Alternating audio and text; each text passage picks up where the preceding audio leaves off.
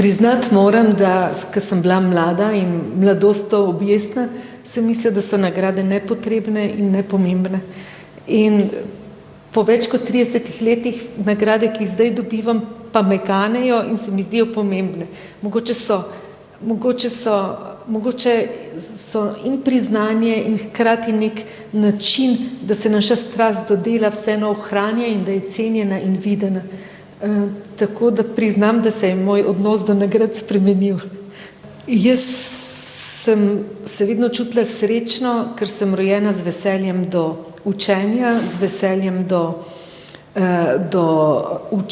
do raziskovanja, ampak najpomembnejša stvar v mojem profesionalnem življenju pa je gotovo moje klinično delo in so ljudje, in se mi zdi najpomembneje za zdravnika, da se spomni, da ima rad ljudi in iz tega mora črpati neko veselje do svojega dela in strast do poklica.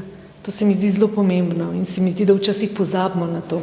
Sploh, kadar imamo težke čase, se bi mogli spomniti, da imamo radi ljudi in da imamo radi svoje delo. Meni se zdi najpomembneje, da si priznamo in ohranjamo strast in ljubezen do poklica. In ta je povezana z ljubeznijo do ljudi. In brez tega je pravzaprav veliko slabih stvari v našem poklicu, ki nam lahko določijo profesionalno življenje, in brez tega zavedanja o